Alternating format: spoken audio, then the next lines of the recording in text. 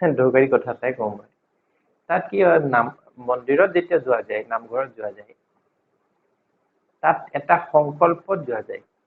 Generally আমি নামঘৰতো আমি মাহ প্ৰসাদ খাবলৈ যাওঁ। যদি মাহ প্ৰসাদ দিয়ে তেতিয়া যাম আজি। বোলে ধেৰ দিছে নে শৰাই? দিছে যাম। বোলে আজি নাই নাযাওঁ তেতিয়া হয় নাই? সেইটো হ'ল কথাটো। কিন্তু মন্দিৰত জেনেৰেলি গ'লে যেতিয়া হেৰি হয়, যাবলৈ মানে তাত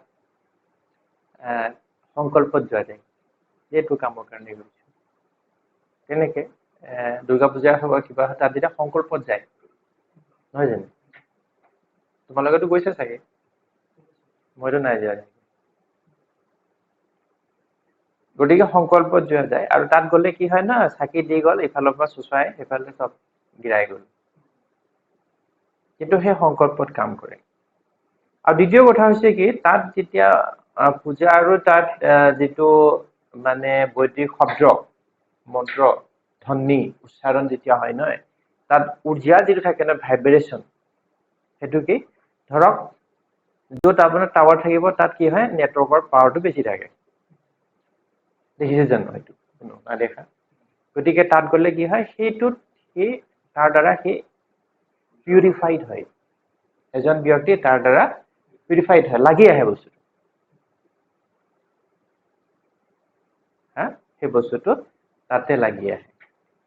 আৰু সেইটোত ব্ৰহ্মাণ্ডত সেইটো উৰ্জা আছে, নহলে মোবাইল কেনেকে চলি আছে?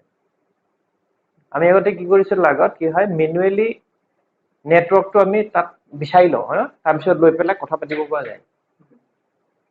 তাৰপিছত সেইটো ইয়াৰ পিছত আকৌ এটা সময়ত কি হয়, ডিচকানেক্ট হৈ যায়।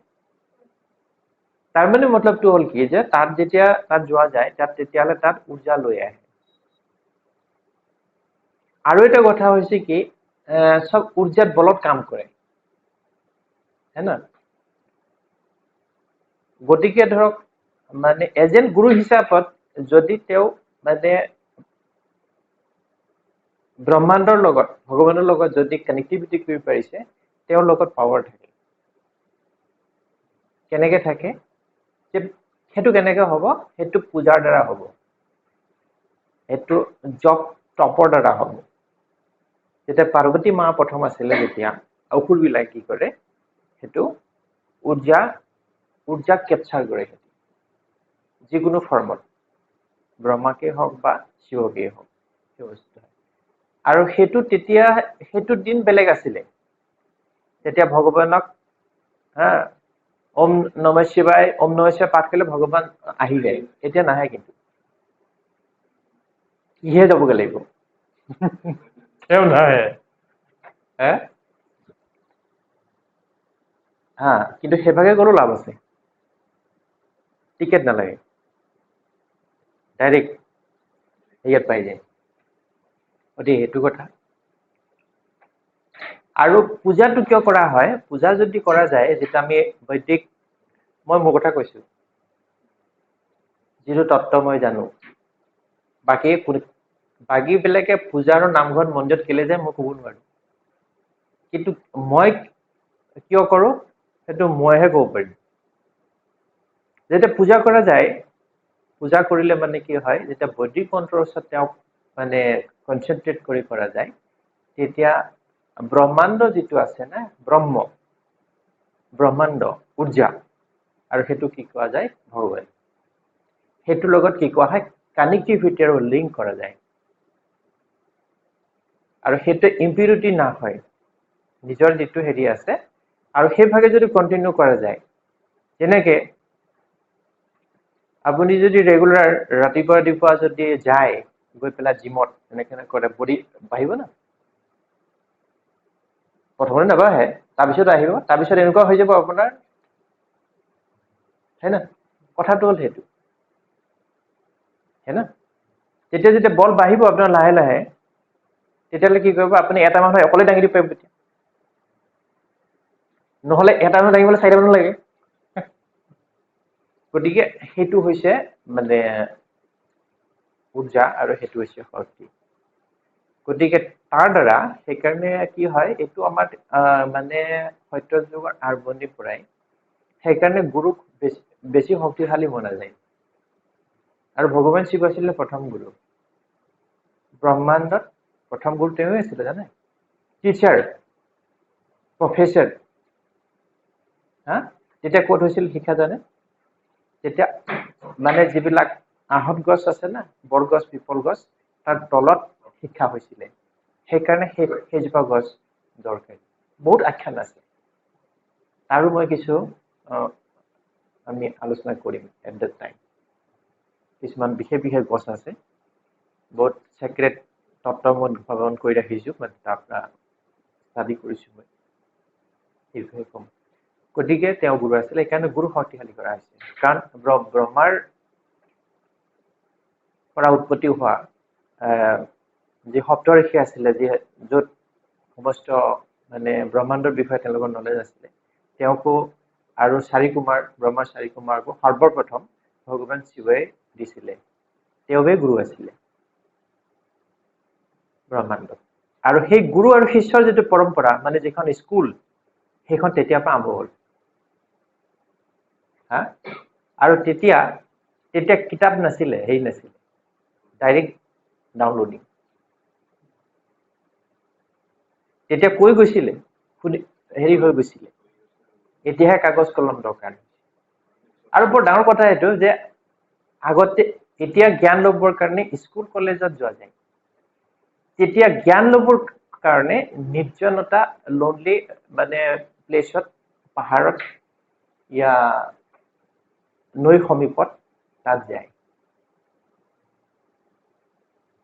সেইটো ক'ৰ জ্ঞান লয় ব্ৰহ্ম জ্ঞান হয় না এতিয়া ক'ত যায় কিন্তু এইবোৰ কাম নাই কাগজ বাকলি গম পাইছে কথাটো সেইটো মানে অশোক মানে মানে ভগৱান শিৱৰ যি আছিলে জীয়েক অশোক সুন্দৰী জীয়েক আছিলে তেওঁ বিবাহৰ পূৰ্বে কি কৰিছিলে মানে নিৰ্জনতাত জংঘলত হাবিত গৈ পেলাই তপস্যা কৰিছিলে ধ্যান কৰিছিলে আৰু সেই তাৰ বলত তেওঁ গম পাইছিলে যে তেওঁৰ স্বামী কোন হ'ব কি কৰিব আগতেই জানিছিল আৰু সেই বস্তুটো কৈ থাকিলে ঢেৰ কথা ওলায় সেই বস্তুটো কি হয় আজি পৃথিৱীত কি হয় প্ৰথমতে আপোনাৰ মানে মাক বাপেকে হওক বা বেলেগে প্ৰথমতে কি এন্ট্ৰি মাৰে ক'ত মানে বিবাহ কৰে হে না প্ৰথমতে মানে বিবাহ হয় কিন্তু প্ৰথমতে আগত ট্ৰেইনিং আৰু মানে তপস্যা কৰিব লাগে যাতে বিবাহৰ যিটো উদ্দেশ্য কি আৰু সন্তান জন্মৰ উদ্দেশ্য কি তাক জানিব লাগে তেহে সফল হয় তেহে জীৱন সফল হয় বিবাহৰ লক্ষ্য আৰু উদ্দেশ্য আজি কিছুমান কথা ওলাইছে আৰু এইটো ক্লাছৰ মাধ্যমত যিমানেই লাগক নহয় জানো কিছু আজি এটা কথা কৈছো নম্ৰতা বৰা নেকি তাই চালনীক লৈ যিটো হৈ আছে